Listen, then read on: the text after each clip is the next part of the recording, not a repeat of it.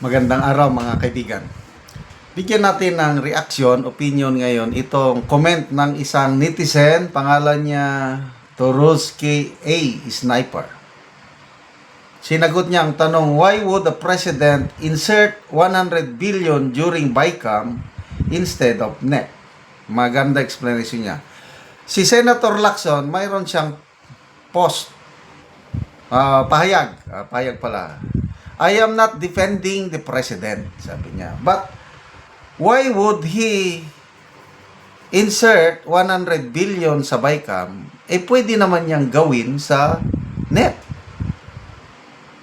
Yan din ang sinasabi ni Professor Cielo Magno na sobrang parang, tanong ko lang kay Saldico, sabi ni Professor Cielo Magno, parang sobrang tanga naman si BBM na hihintayin pa niya ang BICAM na magsingit ng 100 billion, pwede naman niyang gawin sa NEP. Ito, may napakaganda, napakasimpleng paliwanag kung bakit yung aligasyon ni Saldico na inutusan siya ng presidente magsingit ng 100 billion sa BICAM ay posible. Ako, naniniwala ako. Ito, personal opinion ko lang ito. Naniniwala ko sa pasabog ni Saldico laban sa presidente. Ito, ang gandang paliwanag. Why would the president insert 100 billion during BICAM instead of NEP? Explanation. Ang NEP, sabi niya, ito yung original budget proposal. Ginagawa ng executive DBM na isusubmiti sa Kongreso. Ang BICAM naman, ito yung final stage kung saan pinaghalo-halo ng Senate at House yung versions nila ng budget bago maging General Appropriations Act. So, here are the most common political and technical reasons. Number 1, bakit na mas maganda doon sa BICAM magsingit? Number 1, para hindi ma-scrutinize ng matagal. Okay? Kung isiningit sa NEP pa lang, mahaba ang proseso ng hearings.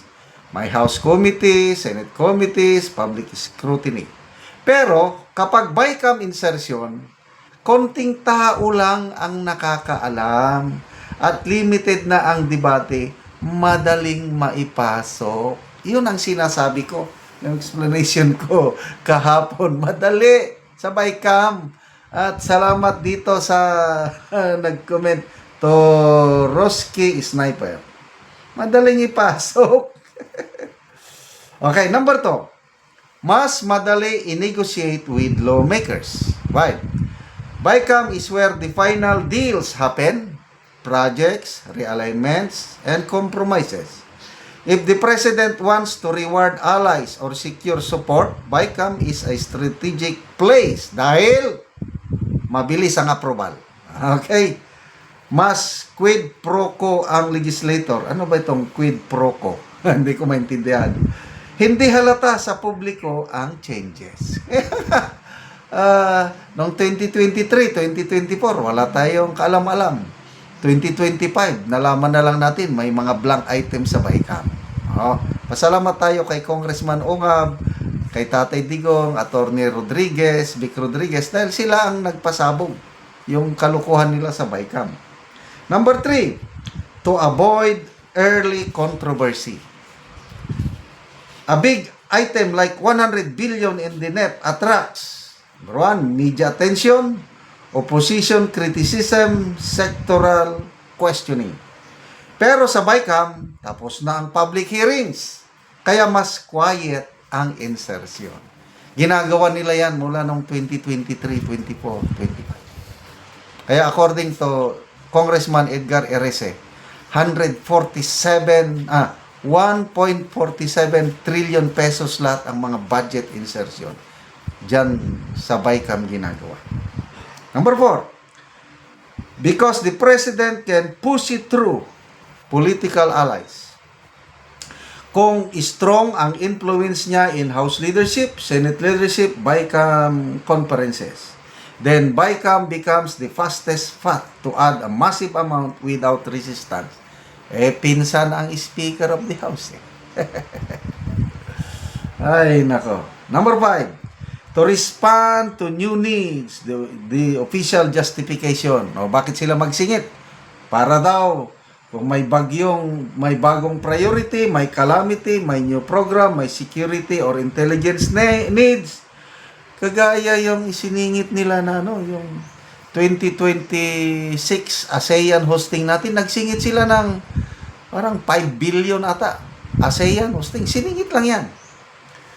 May funding gap discovered late, pero many analysts believe this is often just a cover for political insertions. In simple terms, mas madali. Yung pagsingit sa BICAM, mas madali, mas tahimik, mas mabilis at mas kontrolado kung sa BICAM ipapasok ang malaking pondo kaysa sa NEP. Kung gusto mo, iba niya, can explain whether this is legal, kung graft ba ito, or how BICAM insertions normally happen in real life. Salamat. Kaya, again, kanya-kanyang opinion, paniniwala. Maraming nagdududa sa katotohanan na ipinasabog ni Saldico, but to me, lalo na nung sinundan niya ng kumpletong resibo, nandun na yung GAA page number. Makikita nyo, page so and so sa GAA. Kasi yung GAA is 4,057 pages. Page so and so. Ito yung siningit. Ito yung project. Nandun. Location, description ng project, amount, kumpleto ang resibo ni Saldico. At to me, kumbinsido talaga. Convincing. Ano ba ang patalastas yung convincing. So, sinopalpal ni Saldico si Senator Lacson. Kasi sabi ni Lacson na bakit magbasa ka muna, mag-research ka muna, honorable senator, bago ka magsalita, i-research mo ito.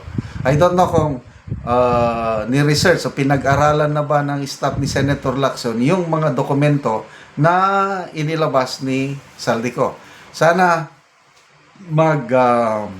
mag-respond si Saldico, si Senator Lacson tungkol dito kasi 'di ba ang advocacy ni Senator Lacson is ayaw niya ng korupsyon. Bakit ngayon parang I am not defending the president, sabi pa niya. Kaya lang, wala na. Nagdududa na tuloy ako. Salamat mga kaibigan sa inyong pagsubaybay sa ating channel.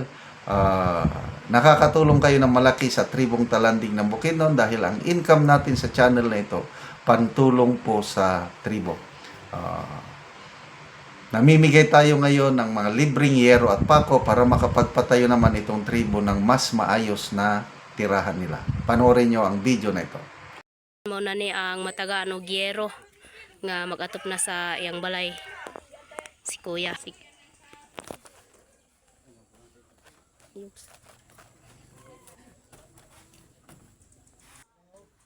So mo ni ang itsura sa ilang balay. So ilang ilisdan og yero kay natagaan man sila. So mag-atop sila karon si Kuya. So mga dako na gid kayo ang mga buslot sa iyang yero.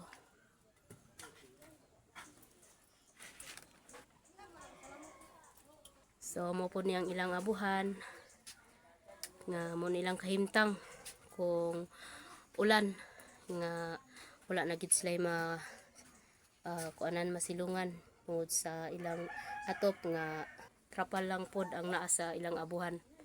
So makita gid nimo nga luoy gid kayo sila. So kay natagaan man nato sila giyero, so mag-atop si Kuya karon. Maupod ni ang ilang higdaanan sulod nila. So makita imo na mga dagko ng buslot.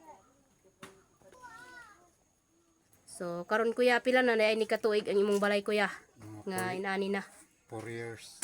So 4 years na daw ang ilang balay ni Kuya, usan inani ng abuhan, inaana na pud ang ilang atop sa kuan sulod. Pila ka buki mong anak Kuya? 3. So tulo ka buk ang anak ni Kuya. So si Kuya kay natagaan magyero, so mag-atop siya karon. Oh,